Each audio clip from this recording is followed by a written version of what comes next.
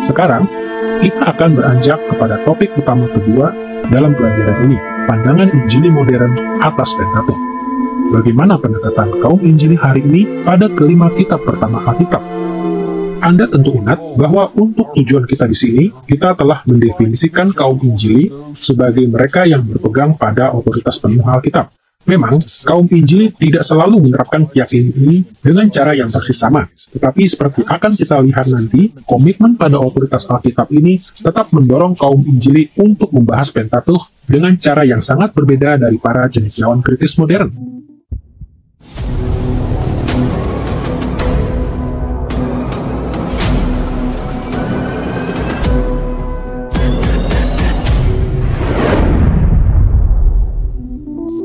Kita akan merangkum pandangan Injili modern tentang Pentatukh mengikuti arus diskusi kita sebelumnya.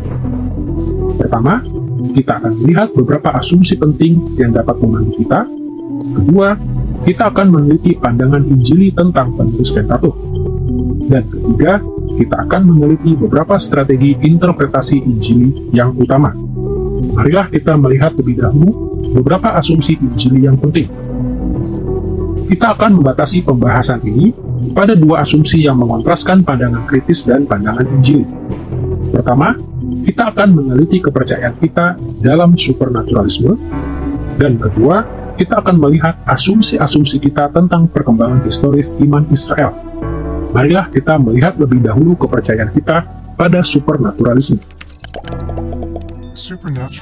Supernatural adalah semacam bahasa modern kita untuk membedakannya dari natural. Karena, jika kita percaya kepada Allah, tentu saja kita percaya Allah bekerja melalui semua hal. Tetapi, sejak filsuf skeptis Skotlandia David Hume membuat perbedaan semacam itu dan berkata, kita tidak ada alasan untuk percaya pada kegiatan supernatural, maka hal itu menjadi masalah. Dan itulah salah satu alasan utama banyak orang memperdebatkan keabsahan Alkitab, karena mereka berkata, Alkitab itu penuh dengan mujizat, dan kita tahu bahwa mujizat itu tidak terjadi.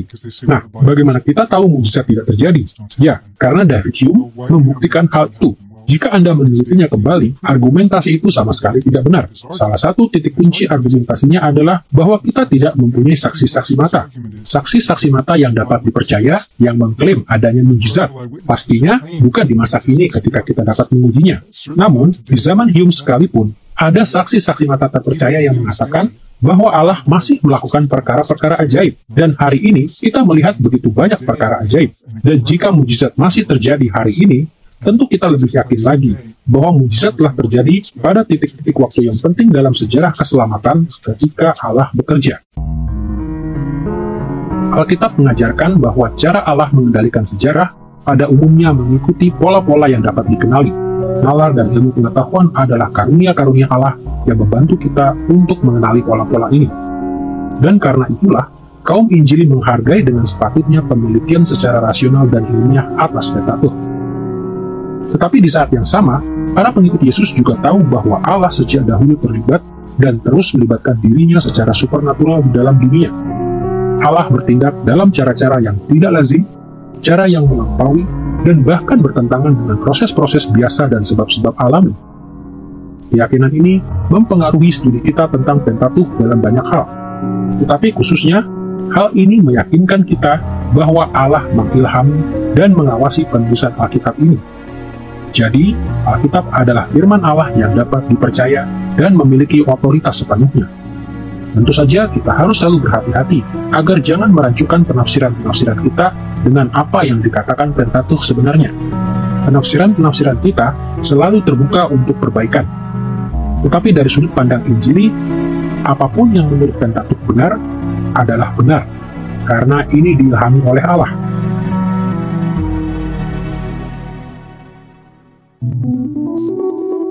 Asumsi-asumsi kita tentang supernaturalisme mendorong kita langsung kepada asumsi-asumsi tentang perkembangan historis iman Israel.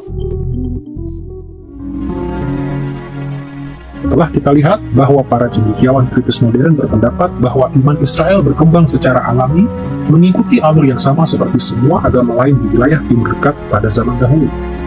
Namun kaum Injili berpendapat bahwa iman Israel berkembang melalui pernyataan-pernyataan ilahi khusus. Allah benar-benar menyatakan dirinya secara langsung kepada manusia, laki-laki maupun perempuan, dimulai dari Adam dan kemudian Nuh. Dan ia juga berbicara kepada bapa-bapa leluhur Israel, Abraham, Ishak, dan Yakub. Dia berbicara kepada Musa dari semak duri yang menyala. Ia mengungkapkan hukum Tauratnya kepada Israel di Gunung Sinai. Pernyataan-pernyataan seperti ini membuat iman Israel berkembang secara berbeda dari agama-agama lain di timur dekat zaman dahulu. Memang, anugerah umum Allah dan pengaruh iblis membawa kemiripan di antara iman Israel dan agama-agama bangsa-bangsa lain. Namun, iman Israel tidak hanya berkembang secara alami. Allah secara supernatural memimpin perkembangan iman awal Israel seperti diajarkan dalam Pentatuk.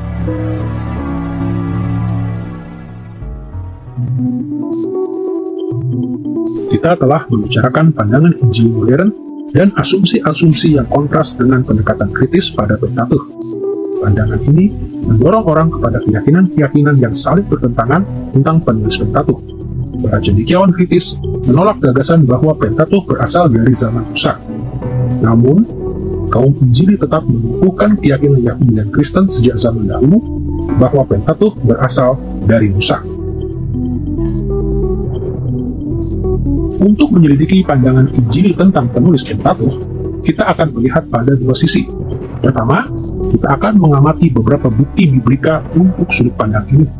Dan kedua, kita akan menjelaskan bagaimana kaum Injili modern percaya pada apa yang disebut kepastian penulisan Musa. Marilah kita mulai dengan beberapa bukti biblika bahwa Musa adalah penulis Pentatuk. Alkitab memuat lebih dari cukup bukti biblika yang mendukung pandangan tradisional bahwa Musa adalah penulis Pentatuk. Tapi untuk menghemat waktu, kita hanya akan membahas beberapa perikop dari 3 bagian Alkitab yang berbeda, dimulai dengan bukti dari Perjanjian Baru. Simaklah Lukas pasal 24 ayat 44, di mana Yesus berkata, "Harus digenapi semua yang ada tertulis tentang aku di dalam kitab Taurat Musa dan kitab Nabi-Nabi dan kitab Mazmur." Di sini Yesus merujuk pada seluruh Perjanjian Lama dalam 3 bagian, seperti lazim dilakukan oleh orang-orang Yahudi pada zaman itu: kitab Musa, kitab Nabi-Nabi, dan kitab Mazmur. Dari referensi ini, Lukas dengan jelas mengindikasikan bahwa Yesus mengasosiasikan Pentatuk atau hukum Taurat dengan Musa. Yesus juga merujuk kepada Musa sebagai penulis Pentatuk dalam Yohanes pasal 5 ayat 46 ketika ia berkata, "Jikalau kamu percaya kepada Musa, tentu kamu akan percaya juga kepadaku, sebab ia telah menulis tentang aku." Selain kesaksian Yesus sendiri, perikop-perikop Perjanjian Baru lainnya merujuk pada bagian-bagian tertentu dari Pentatuk yang dikatakan berasal dari Musa. Kita melihatnya dalam ayat-ayat seperti Markus pasal 7 ayat 10, Yohanes pasal 7 ayat 19, Roma pasal 10 ayat 5, dan 1 Korintus pasal 9 ayat 9. Kenyataannya, dukungan Perjanjian Baru bahwa Musa menulis Pentatuk didasarkan pada kesaksian Perjanjian Lama. Dan banyak ayat dalam kitab-kitab Perjanjian Lama mengasosiasikan Pentatuk dengan Musa.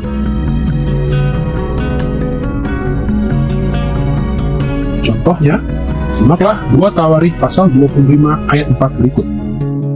Amazia bertindak sesuai dengan apa yang tertulis dalam Taurat, yakni kitab Musa. Perikop-perikop Perjanjian Lama yang serupa juga mengasosiasikan Musa dengan Pentatuk, termasuk ayat-ayat seperti 2 Tawarikh pasal 35 ayat 12, Ezra pasal 3 ayat 2 dan pasal 6 ayat 18, dan Nehemia pasal 8 ayat 2 dan pasal 13 ayat 1. Kita juga perlu mencatat bahwa kesaksian Perjanjian Baru dan Perjanjian Lama pada umumnya didasarkan pada apa yang dikatakan Pentatuk sendiri tentang penulisnya. Sebenarnya, sebagian besar Pentatuk adalah anonim. Nama Musa tidak disebut di bagian awal maupun akhir kitab-kitab ini dengan cara yang mengindikasikan bahwa dia adalah penulisnya, kecuali dalam ayat pertama kitab Bilangan. Namun, ini hal yang biasa dilakukan di wilayah timur dekat pada zaman dahulu, juga hal yang biasa dijumpai di dalam Alkitab. Faktanya, Pentatuk sendiri membuat pernyataan-pernyataan eksplisit yang membuktikan bahwa Musa menerima pernyataan-pernyataan dari Allah dan bertanggung jawab atas penyusunan Pentatuk. Misalnya, Keluaran pasal 24 ayat 4 memberitahu kita bahwa Musa menulis kitab perjanjian yang terdapat dalam Keluaran pasal 20 ayat 18 sampai pasal 23 ayat 33. Kemudian dalam Imamat pasal 1 ayat 1 sampai 2 kita membaca bahwa peraturan-peraturan dalam Imamat diberikan kepada Israel melalui Musa. Dalam Ulangan pasal 31 ayat 1 dan pasal 32 ayat 44, kita membaca bahwa Musa menyampaikan amanat yang terdapat di dalam kitab Ulangan. Singkatnya, Pentatukh meneguhkan secara jelas dan eksplisit bahwa Musa secara aktif terlibat dalam menerima dan menyampaikan isi dari bagian-bagian utama Pentatukh. Bukti-bukti biblika ini dan banyak bukti lain menjelaskan mengapa kaum Injili tetap teguh mempertahankan siapa penulis Pentatukh terhadap spekulasi kritis. Jelaslah bahwa Alkitab tidak mendukung rekonstruksi kritis yang menganggap Pentatukh ditulis jauh setelah masa hidup Musa. Jika kita mengikuti kesaksian Perjanjian Lama dan Perjanjian Baru, kita akan yakin betul bahwa kita harus mengasosiasikan Pentatukh dengan Musa. The Pentateuch itself presents itself as being essentially Mosaic. Dari Pentatukh sendiri terlihat bahwa pada dasarnya kitab ini terkait erat dengan Musa. Musa adalah salah satu tokoh utama dari Keluaran hingga Ulangan, dan naskah ini kebanyakan mengisahkan zaman Musa. Misalnya, kita membaca dalam Keluaran bahwa Yahweh menyuruh Musa menulis kitab perjanjian, yaitu Keluaran pasal 21 sampai pasal 23. Kita diberitahu dalam kitab Imamat bahwa kita mempunyai kumpulan pesan dan hukum yang disampaikan oleh Musa. Musa adalah tokoh utama dalam kitab Bilangan. Kitab Ulangan memuat kumpulan pesan yang Musa sampaikan, dan beberapa kali kita membaca dalam kitab ini bahwa Musa menulis bagian ini dan menyerahkannya kepada para imam. Ini tidak harus berarti bahwa Musa menulis keseluruhan kitab Ulangan. Tetapi, kitab Ulangan itu sendiri memberitahu kita bahwa bagian-bagian penting kitab itu, bagian terbesarnya, ditulis oleh Musa dan kemudian diserahkan kepada para imam. Jadi, untuk kitab Ulangan, entahlah dia penulis terakhir atau narator terakhir ataupun tidak, sedikitnya 90% dari kitab itu ditulis oleh Musa sendiri.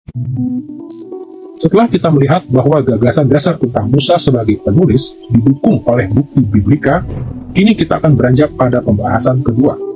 Apakah yang dimaksud oleh kaum Injili modern tentang kepastian penulisan Musa? Ketika kaum Injili menanggapi pandangan kritis atas Pentatukh, mereka memperbaiki respon mereka dalam berbagai cara. Namun, pada pertengahan abad ke-20, berbicara tentang kepastian penulisan Musa dari Pentatukh menjadi suatu hal yang lazim.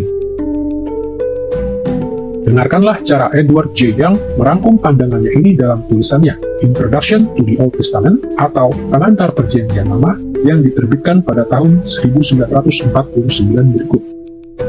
Ketika kita menegaskan bahwa Musa menulis Pentatukh, kita bukan bermaksud mengatakan bahwa dia sendirilah yang menuliskan setiap kata. Dia mungkin saja memetik beberapa bagian dari dokumen tertulis yang sudah ada sebelumnya. Selain itu, dengan tuntunan ilham ilahi, mungkin ada beberapa tambahan kecil dan bahkan beberapa revisi di kemudian hari. Namun pada dasarnya, bagian terbesar kitab itu adalah karya tulis Musa. Kaum Injili memahami detail-detail pandangan tentang Musa sebagai penulis dalam beragam cara. Tapi dalam batasan tertentu, kita berbicara tentang kepastian penulisan Musa untuk mengingatkan diri kita pada 3 faktor yang harus selalu kita pertimbangkan. Sumber-sumber yang digunakan Musa, proses penulisan Pentatukh, dan pembaruan Pentatukh yang terjadi setelah zaman Musa. Pertama, mari kita perhatikan sumber-sumber yang digunakan Musa. Alkitab memberitahu kita bahwa Allah menyatakan dirinya kepada Musa dengan cara-cara yang berbeda. Misalnya, Allah menulis 10 perintah yang asli dengan jarinya sendiri. Dan kitab perjanjian memuat hukum-hukum yang Allah berikan kepada Musa di atas Gunung Sinai. Tetapi seperti halnya dengan banyak bagian lain dari Alkitab, ada indikasi bahwa Musa juga menggunakan sumber-sumber tambahan ketika ia menulis Pentatukh. Di satu sisi, dia mungkin menimba dari berbagai tradisi lisan. Misalnya, kemungkinan besar Musa belajar beberapa hal dari ibu kandung dan keluarga besarnya selama masa kanak-kanaknya. Selain itu, kita melihat dalam Keluaran pasal 18 ayat 17-24 bahwa Musa cukup terbuka menerima petunjuk dari ayah mertuanya, Yitro, orang Midian. Setiap kali kita berbicara tentang tradisi lisan di balik bagian-bagian Pentateuch, termasuk sejarah purba atau bagian lain, ini sepertinya agak samar-samar, karena jelas tidak ada bukti konkret untuk hal itu. Itulah artinya ketika Anda menyebutnya lisan, berarti tidak ada yang dituliskan. Tetapi jika Anda merenungkannya sejenak, kita mengetahui beberapa hal yang membantu kita menyadari bahwa kisah-kisah ini tidak tiba-tiba saja pada suatu hari timbul dalam benak Musa. Juga Allah tidak begitu saja menceritakan kisah-kisah ini kepadanya pada suatu hari tanpa latar belakang lisan apapun. Salah satu buktinya adalah fakta bahwa kebudayaan primitif hingga hari ini pun sangat bergantung pada cerita-cerita, pada pengulangan cerita-cerita rakyat mereka zaman dahulu dari generasi ke generasi. Dan ini sering disejajarkan dengan zaman Alkitab ketika orang melakukan hal serupa. Dan bukti paling konkret yang kita miliki dalam Pentateuch secara keseluruhan adalah bahwa kisah-kisah yang terdapat di dalam Keluaran dan Bilangan seringkali diulang dalam kitab Ulangan. Dan dalam kitab Ulangan, kita diberi konteks di mana Musa menyampaikan pesan-pesan atau khotbah-khotbah yang mengandung unsur-unsur yang juga kita temukan di dalam kitab Keluaran dan Bilangan. Ada hal yang menarik di sini, pesan-pesan itu serupa namun tidak persis sama. Jadi kebudayaan di zaman Musa, kebudayaan Israel pada masa itu, biasanya mengambil kisah-kisah masa lalu atau dongeng-dongeng dari masa lampau. Hal-hal yang telah terjadi dan bagaimana itu diturunkan dari generasi ke generasi dan kemudian digunakan dengan cara-cara tertentu dalam konteks di mana Anda hidup. Dan tentunya Anda tahu bahwa Musa dibesarkan di rumah ibunya selama tahun-tahun awal hidupnya. Dan karena itu ia pasti telah mendengar kisah-kisah itu dan mengetahui tentang leluhurnya. Mengetahui identitasnya sebagai seorang Ibrani, mengetahui identitasnya sebagai keturunan Abraham. Dan tentu saja, ketika Musa berinteraksi dengan para tua-tua Israel, bahkan sekembalinya setelah tinggal bersama Yitro, lebih banyak lagi kisah-kisah khas yang berkaitan dengan nenek moyangnya yang didengarnya. Jadi, ada alasan kuat untuk berpikir bahwa Musa memang bergantung pada tradisi lisan, atau kisah-kisah yang diceritakan dari generasi ke generasi ketika ia menulis berbagai bagian dari Pentateuch. Pengaruh tradisi lisan menjelaskan suatu aspek yang menarik tentang panggilan Musa di semak duri yang terbakar. Simaklah apa yang terjadi dalam Keluaran pasal 3 ayat 13 dan 16 berikut. Musa berkata kepada Allah, "Tapi apabila aku mendapatkan orang Israel dan berkata kepada mereka, Allah nenek moyangmu telah mengutus aku kepadamu, dan mereka bertanya kepadaku, bagaimana tentang namanya? Apakah yang harus kujawab kepada mereka? Katakanlah kepada mereka, Tuhan Allah nenek moyangmu, Allah Abraham, Ishak, dan Yakub telah menampakkan diri kepadaku." Perhatikanlah bahwa Allah hanya memberitahu Musa untuk menyebutnya Tuhan atau Yahweh, Allah Abraham, Ishak, dan Yakub. Seseorang pasti telah mengajar Musa tentang nama ilahi Yahweh dan tradisi bapak-bapak leluhurnya. Jika tidak, pernyataan Allah pasti akan menimbulkan sangat banyak pertanyaan di benak Musa. Namun kita lihat di sini, Musa telah dipersiapkan dengan baik untuk menerima petunjuk Allah, sehingga ia tidak pernah mempertanyakan hal itu. Kita lebih yakin lagi bahwa sumber-sumber Musa juga mencakup naskah-naskah independen ketika dia menyusun Pentateuch. Jika kita mengamati perikop-perikop seperti Keluaran pasal 24 ayat 7. Ayat ini mengindikasikan bahwa Musa menulis kitab perjanjian sebagai naskah lepas yang kemudian ia masukkan ke dalam kitab Keluaran. Dan di dalam Bilangan pasal 21 ayat 14-15, Musa mengutip referensi geografis dari sebuah buku yang dikenal sebagai Kitab Peperangan Tuhan atau The Book of the Wars of the Lord. Selain itu, dalam Kejadian pasal 5 ayat 1, kita membaca apa yang mungkin merupakan referensi eksplisit pada sebuah sumber sastra eksternal yang disebut Kitab Keturunan Adam atau The Books of the Generations of Adam. Seperti terlihat dari terjemahan harfiah ini, Musa mungkin merujuk pada informasi yang diperoleh dari kitab atau gulungan yang aktual atau sefer dalam bahasa Ibrani tentang keturunan Adam. Selanjutnya, Keluaran pasal 17 ayat 14 mengacu pada sebuah catatan pertempuran. Dalam ayat ini, Allah memerintahkan Musa, "Tuliskanlah semuanya ini dalam sebuah kitab sebagai tanda peringatan dan ingatkanlah ke telinga Yosua." Perintah Allah kepada Musa mengindikasikan bahwa Musa sendiri mencatat setidaknya beberapa peristiwa sebelum ia menulis Pentateuch secara keseluruhan. Ketika Anda mengamati Pentateuch, terlihat khususnya dalam hal kitab Kejadian, bahwa Musa memang memasukkan naskah-naskah yang sangat kuno. Kita tahu bahwa Musa sesungguhnya mengenal 4 bahasa. Musa mahir bahasa Mesir. Dia juga fasih berbahasa Ibrani karena dia dibesarkan dalam keluarga Ibrani. Ibunya adalah pengasuhnya sendiri. Kita juga tahu bahwa dia pasti mengenal bahasa yang lazim pada masa itu, bahasa dagang internasional dan bahasa diplomatik yang disebut bahasa Akadia. Dan dia juga pasti fasih berbahasa Aram, karena bahasa Aram adalah bahasa sehari-hari yang dipakai orang Israel pada masa awal mereka. Abraham, Ishak, Yakub, dan seterusnya. Jadi Musa adalah orang yang sangat-sangat terpelajar dan berpendidikan tinggi. Dan dari caranya menyusun kitab Kejadian, dia seolah-olah memberitahu kita bahwa dia menggunakan naskah-naskah tertentu, karena 10 kali dia mengatakan kepada kita, inilah keturunan, atau inilah riwayat si Anu.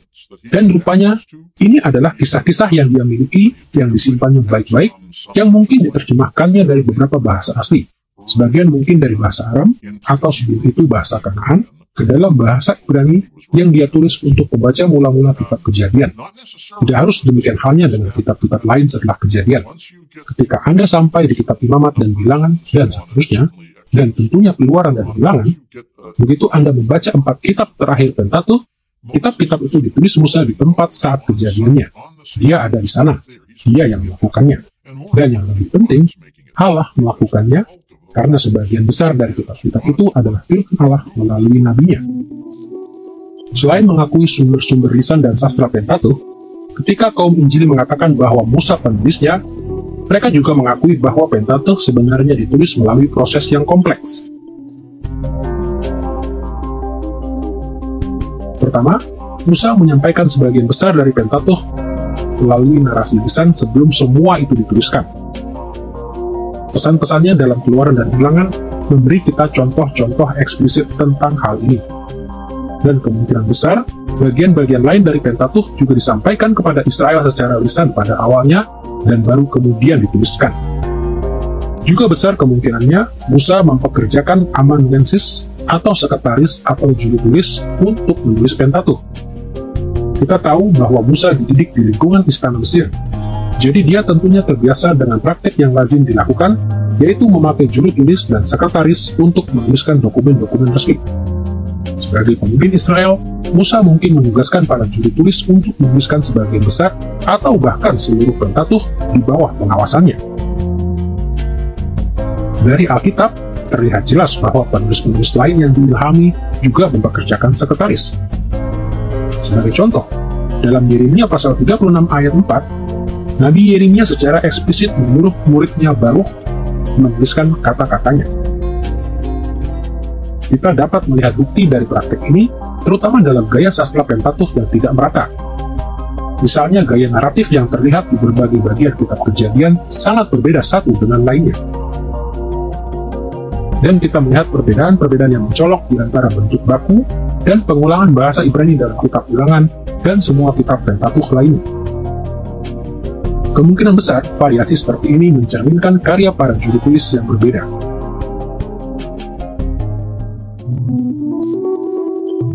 Kepastian bahwa Musa penulisnya bukan hanya berkaitan dengan sumber-sumber dan proses yang digunakan Musa, tetapi juga dengan pembaruan Pentateuch setelah zaman Musa.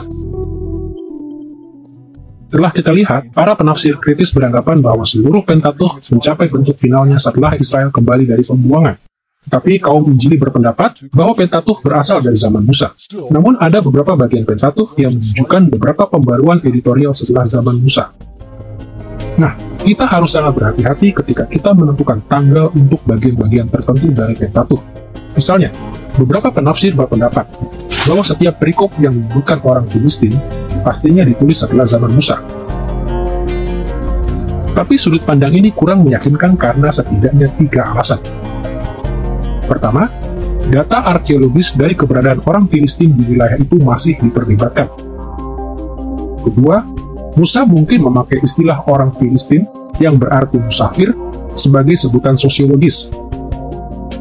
Dan ketiga, seandainya istilah orang Filistin memang belum dikenal di zaman Musa, selalu ada kemungkinan bahwa pemakaian kata orang Filistin mengindikasikan adanya sedikit pembaruan untuk memudahkan para pembaca setelah zaman Musa. Dengan cara serupa, para penafsir berpendapat bahwa daftar para penguasa Edom dalam Kejadian pasal 36 ayat 31-43 mencakup masa yang jauh melampaui masa hidup Musa. Tetapi identifikasi para penguasa Edom yang tercantum dalam Kejadian tidaklah pasti. Dan mungkin juga, setelah zaman Musa, daftar yang terdapat dalam perikop ini telah diperpanjang sedikit. Suatu contoh yang jelas tentang pembaruan kecil dalam Pentatukh terlihat dalam Kejadian pasal 14 ayat 14, di mana kita membaca, ketika Abram mendengar bahwa anak saudaranya tertawan, maka dikerahkannya lah orang-orangnya yang terlatih, yakni mereka yang lahir di rumahnya, 318 orang banyaknya, lalu mengejar musuh sampai ke Dan. Perikop ini mengatakan bahwa Abraham mengejar musuh-musuhnya sampai ke Dan. Tetapi kita membaca dalam Yosua pasal 19 ayat 47, bahwa wilayah utara ini baru dinamakan Dan pada zaman Yosua. Jadi Alkitab sendiri mengindikasikan bahwa Kejadian pasal 14 ayat 14 menggambarkan nama tempat yang telah diperbaharui. Cara modernisasi seperti ini dapat membantu pembaca di kemudian hari untuk mengaitkan kisah Abraham dengan geografi yang mereka ketahui. Dan mungkin saja sejumlah perikop lain dalam Pentatukh juga telah diperbaharui dengan cara yang sama. Mungkin pembaruan terpenting yang paling dikenal dalam Pentatukh adalah catatan kematian Musa dalam Ulangan pasal 34. Tetapi di sini pun kita hanya menemukan tambahan kecil yang menjelaskan apa yang terjadi pada pengantar Taurat orang Israel ini. Selain pembaruan-pembaruan kecil seperti ini, bahasa Pentatukh juga diperbarui seiring dengan perkembangan bahasa Ibrani. Penelitian belakangan ini meyakini bahwa Musa menulis dalam bahasa yang oleh para cendekiawan disebut Proto-Ibrani atau bahasa Ibrani kuno. Bukti dari naskah-naskah diplomatik yang ditemukan di Mesir, yang dikenal sebagai surat-surat amanah, mengindikasikan bahwa bentuk bahasa Ibrani ini terkait erat dengan dialek-dialek Kanaan di zaman Musa. Namun bahasa ini dari masa yang jauh lebih awal daripada yang kita temukan dalam naskah Ibrani tradisional dari Pentatukh. Pertanyaan tentang bahasa Perjanjian Lama adalah pertanyaan yang menarik. Bila manakah bahasa ini dipakai? Dari mana asalnya? Di mana munculnya? Hal ini sejak dahulu menjadi tanda tanya bagi banyak orang, karena menurut bukti arkeologi, apakah memang ada tulisan Ibrani kuno? Jadi kita memiliki cukup banyak naskah yang telah digali di masa lampau baru-baru ini dalam abad ke-20. Namun semuanya dari masa yang kemudian, yaitu setelah zaman Musa. Jadi apa pendapat Anda tentang hal ini? Ya, kita punya bukti bahwa dalam abad ke-14 sebelum Masehi ada korespondensi diplomatik lengkap. Koleksi naskah yang digali bukan di Kanaan, tanah Israel, yang akan menjadi milik Israel, melainkan di Mesir. Dan mereka menulis dalam bahasa Akadia, yaitu bahasa yang sebenarnya berasal dari Mesopotamia, tapi merupakan bahasa pengantar atau lingua franca, bahasa internasional pada saat itu. Namun mereka, orang-orang Kanaan, warga setempat yang menulis surat kepada para penguasanya di Mesir, dan mereka menambahkan beberapa catatan tepi atau margin yang singkat di situ. Dan ini ditulis dalam bahasa Kanaan. Maka inilah penghubung kita. Bahasa Kanaan inilah yang kemudian menghubungkan kita dengan bahasa Ibrani di zaman Musa. Nah, tentu saja kita tidak mempunyai catatan apapun, kita tidak memiliki apapun yang tersisa dari bahasa Ibrani di era Musa. Namun itulah penghubung kita, itulah jembatan kita. Jadi, mulai dari catatan tepi orang Kanaan yang kita miliki, lalu bahasa Ibrani di zaman Musa, ke bahasa Ibrani yang kita kenal kini sebagai bahasa Ibrani Biblika Standar. Dari sinilah asalnya sebagian besar bahasa Ibrani sebelum masa pembuangan, dan naskah dari masa pra-pembuangan. Jadi inilah penghubung kita. Ini bukan hubungan langsung, namun hubungan ini nyata dan penting. Selama masa Raja-Raja Israel di antara tahun 1000 dan 600 sebelum Masehi, bahasa ini telah berkembang menjadi apa yang sekarang disebut bahasa Ibrani Lama atau Paleo-Ibrani.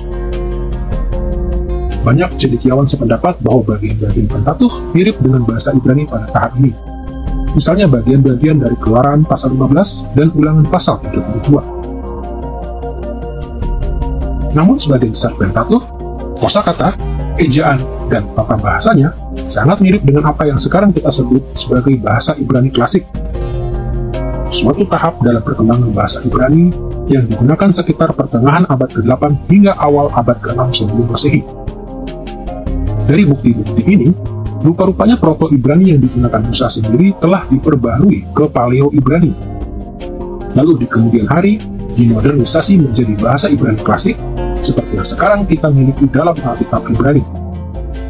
Penting agar kita selalu ingat bahwa di zaman Yesus dan para rasul dan nabi-nabinya, bahasa Ibrani dari Pentatukh telah mengalami perubahan-perubahan semacam ini.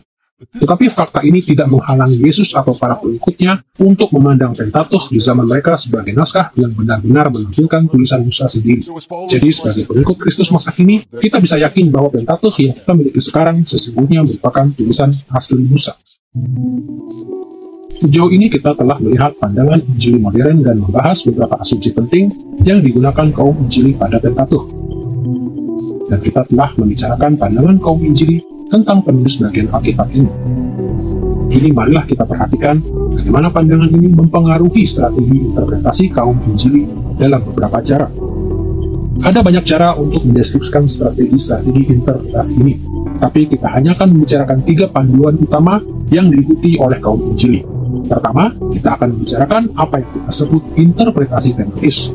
Kedua, kita akan menelusuri interpretasi historis, dan terakhir kita akan menyelidiki interpretasi sastra. 3 strategi ini saling tergantung satu sama lain dan tidak pernah bekerja sendiri terpisah dari yang lain. Tetapi ketiganya menunjukkan penekanan-penekanan yang berbeda, sehingga lebih baik kita melihatnya secara individual, dimulai dengan interpretasi tematis. Dalam interpretasi tematis, kita memegang Pentatukh sebagai cermin untuk merefleksikan pokok-pokok yang penting bagi kita.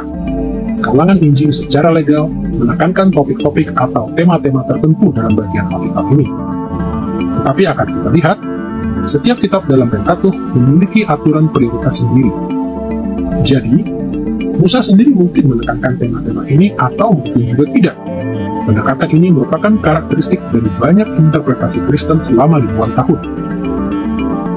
Daftar tema yang ditekankan orang Kristen sangat panjang. Beberapa orang menekankan pertanyaan-pertanyaan pribadi dan berbagai kontroversi mutakhir.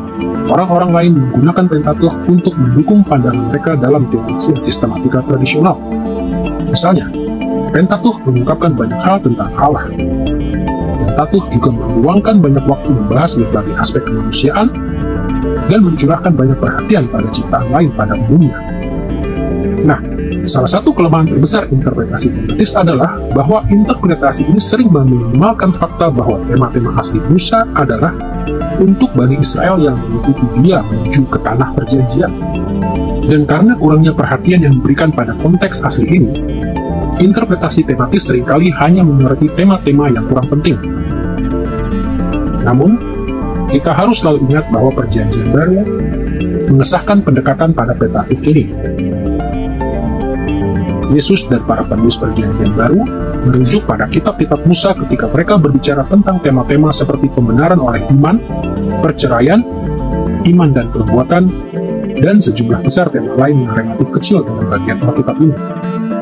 Jadi, asalkan kita berhati-hati supaya tidak mengasumsikan tema-tema dalam ayat-ayat ini, interpretasi tematis bisa menjadi pendekatan yang berharga pada Pentatukh.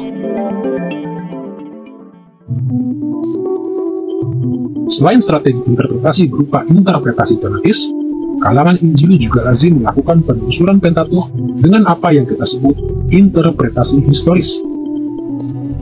Kalangan Injili tidak hanya percaya bahwa tema-tema teologis Pentatukh adalah benar, tapi mengikuti teladan Yesus dan para rasul, serta para nabinya, kita juga percaya bahwa catatan sejarah Pentatukh benar adanya.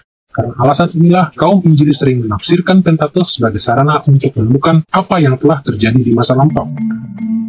Telah kami jelaskan bahwa strategi interpretasi tematis memandang Pentatukh sebagai cermin yang merefleksikan tema-tema yang menarik bagi kita. Namun, analisis historis memandang Pentatukh sebagai jendela sejarah.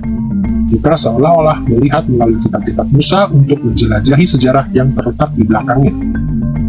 Kitab Kejadian menelusuri sejarah mulai dari penciptaan hingga zaman Yusuf. Alur cerita utama Keluaran dimulai dari kematian Yusuf hingga waktu Israel berkemah bersama Musa di kaki Gunung Sinai. Imamat memaparkan beberapa hukum dan ritual yang diterima Musa saat berada di Gunung Sinai. Bilangan menelusuri perjalanan generasi pertama dan kedua yang keluar dari Mesir, mulai dari Gunung Sinai hingga ke dataran Moab. Dan Ulangan memaparkan secara rinci pesan-pesan Musa kepada Israel di dataran Moab ketika mereka akan memasuki Kanaan. Dalam interpretasi historis, kalangan Injili memanfaatkan orientasi historis yang cukup jelas ini. Betapapun pentingnya interpretasi historis, pendekatan ini terhadap Pentatukh juga memiliki keterbatasan. Seperti analisis tematis, interpretasi historis relatif kurang memberikan perhatian kepada Musa dan pembaca mula-mulanya. Orientasinya malah tertuju pada apa yang telah Allah lakukan dalam berbagai periode waktu sebelum kitab-kitab Pentatukh ditulis. Apa yang Allah lakukan dengan Adam dan Hawa? Apa makna penting dari air bah di zamanmu? Bagaimana Abraham berinteraksi dengan Allah? Apa yang Allah kerjakan ketika Israel menyeberangi lautan? Ini adalah pencarian yang sah, namun meremehkan signifikansi Musa sebagai penulis dan Israel sebagai pembaca mula-mula.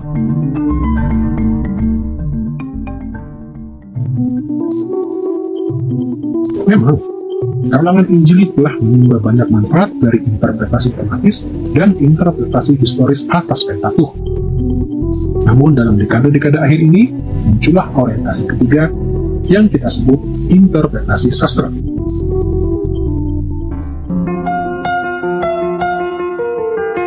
Seperti telah kita lihat, analisis tematis memandang Pentatukh sebagai cermin yang merefleksikan tema-tema yang penting bagi kita. Analisis historis memandang Pentatukh sebagai jendela bagi peristiwa-peristiwa historis sebelum penulisan Pentatukh. Sebaliknya, analisis sastra memandang Pentatukh sebagai potret, sebuah karya seni sastra yang dirancang untuk mempengaruhi pembaca mula-mula dengan cara-cara tertentu. Intinya, interpretasi sastra bertanya, bagaimana Musa hendak mempengaruhi pembaca mula-mula Israel ketika dia menulis Pentatukh? Dapat dikatakan, Musa mempunyai banyak tujuan, tetapi ada baiknya jika tujuan-tujuan ini kita deskripsikan secara umum. Jadi, kita akan mendeskripsikan sasaran Musa dengan cara ini. Sebagai pemimpin Israel yang dipakai Allah, Musa menulis Pentatukh untuk mempersiapkan Israel untuk beribadah dengan setia kepada Allah dalam penaklukan dan pendudukan tanah perjanjian. Alih-alih membahas berbagai macam tema secara abstrak, atau membahas berbagai peristiwa hanya karena kepentingan historisnya, setiap tema dan catatan sejarah dalam Pentatukh dirancang untuk mencapai tujuan ini dengan salah satu cara. Interpretasi sastra mengakui bahwa Musa berada di antara dua periode waktu ketika dia menyusun Pentatukh. Di satu sisi, Musa menulis tentang apa yang kita sebut dunia itu, peristiwa-peristiwa yang telah terjadi di masa lampau. Peristiwa-peristiwa dalam kitab Kejadian terjadi jauh sebelum zaman Musa. Keluaran dan Imamat berfokus pada peristiwa-peristiwa sewaktu generasi pertama keluar dari Mesir. Bilangan dan Ulangan mencakup peristiwa-peristiwa di masa generasi pertama hingga masa generasi kedua. Ketika Musa menulis setiap kitab dari Pentatukh, dia mengacu kepada berbagai periode dari masa lampau ini. Namun di sisi lain, Musa juga menulis untuk dunia mereka, untuk zaman pembacanya yang mula-mula. Musa menimba dari masa lampau, dari dunia itu, untuk mengajar para pendengarnya bagaimana mereka harus berpikir, bertindak, dan merasakan dalam pelayanan bagi Allah dalam dunia mereka. Untuk mencapai sasaran ini, Musa menulis tentang dunia itu dalam cara yang akan menghubungkannya dengan dunia mereka. Musa menghubungkan masa lampau dengan pembacanya yang mula-mula dalam 3 cara utama. Dia menceritakan kepada mereka kisah-kisah masa lampau yang meneguhkan latar belakang atau asal-usul pengalaman-pengalaman para pendengarnya di masa itu. Dia juga memberi mereka contoh-contoh untuk ditiru dan ditolak. Dan dia menyusun kisah-kisahnya sebagai pertanda atau indikasi dari dunia pendengarnya. Kadang-kadang Musa menampilkan keterkaitan yang eksplisit. Misalnya dalam Kejadian pasal 15 ayat 12-16, Musa memberitahu pendengarnya tentang latar belakang janji Allah untuk membawa mereka keluar dari Mesir. Janji ini digenapi di zaman mereka. Dalam Kejadian pasal 2 ayat 24, Musa menjelaskan bahwa pernikahan Adam dan Hawa adalah contoh untuk pernikahan di antara umat Allah yang setia. Dan dalam Kejadian pasal 25 ayat 23, Musa mencatat bahwa pergulatan antara Yakub dan Esau di dalam rahim ibu mereka adalah pertanda pertikaian di antara pembaca Israel yang mula-mula dan orang-orang Edom di zaman mereka. Keterkaitan eksplisit antara dunia itu dan dunia mereka muncul di sana-sini dalam Pentatukh. Tetapi sebagian besar dari keterkaitan ini sifatnya implisit, hanya tersirat. Jadi salah satu tugas utama interpretasi sastra adalah mengenali bagaimana Musa menghubungkan dunia itu dari masa lalu dengan dunia mereka dari pembacanya yang mula-mula. Selama ribuan tahun, interpretasi Pentatukh menekankan strategi tematis dan historis jauh melebihi analisis sastra. Jadi dalam pelajaran tentang kitab-kitab Musa ini, kita akan mencurahkan sebagian besar waktu kita untuk interpretasi sastra. Kita akan mengungkap bagaimana Musa menyusun isi dari setiap kitabnya untuk menyajikan latar belakang, contoh-contoh, dan gambaran masa depan dari pengalaman para penggemarnya. Kita akan menyelidiki apa yang Musa tekankan dari para pembaca mula-mula, bagaimana dia menghubungkan isi kitab-kitabnya dengan kehidupan mereka, dan bagaimana dia membimbing umat Israel menuju pelayanan setia kepada Allah di zaman mereka. Dalam pengantar Pentatukh ini, kita telah memiliki beberapa ciri penting dari pendekatan kritis modern pada bagian Alkitab ini. Kita telah membicarakan bagaimana asumsi-asumsi para penafsir kritis mengarah pada pandangan-pandangan tertentu tentang penulis Pentatukh dan jenis-jenis interpretasi tertentu. Kita juga telah melihat pandangan Injili modern dan melihat bagaimana asumsi-asumsi kaum Injili modern membawa mereka kepada pandangan yang sangat berbeda tentang penulis dan interpretasi. Jika kita melanjutkan penelusuran Pentatukh, kita akan melihat pemikiran-pemikiran dalam pengantar ini muncul berulang kali. Dan ketika ini terjadi, kita akan mendapati diri kita lebih siap untuk membahas bagian dasar dari Alkitab ini. Dalam penelusuran selanjutnya, kita akan memikirkan pertanyaan-pertanyaan seperti, mengapa Musa menulis setiap kitab Pentatukh? Apa tujuan awal dari kitab-kitab ini? Apa implikasi Pentatukh bagi pembaca Musa yang mula-mula? Dengan menjawab pertanyaan-pertanyaan seperti ini, kita akan menemukan orientasi penting kepada makna semula Musa. Dan kita bukan saja akan melihat bagaimana 5 kitab pertama Alkitab menjadi standar awal bagi umat Israel di zaman Musa, tetapi kita juga akan mendapati bahwa kitab-kitab ini harus menjadi standar iman kita yang mengikut Kristus di masa kini.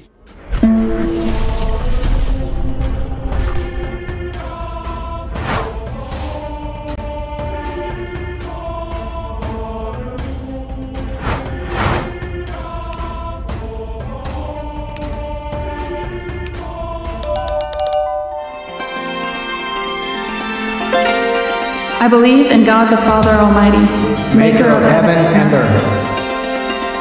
I believe in Jesus Christ, His only Son, our Lord, who was conceived by the Holy Spirit and born of the Virgin Mary. He suffered under Pontius Pilate, was crucified, died, and was buried. He descended into hell. The third day he rose again from the dead. He ascended into heaven and is seated at the right hand of God the Father Almighty. From there he will come to judge the living and the dead. I believe in the Holy Spirit,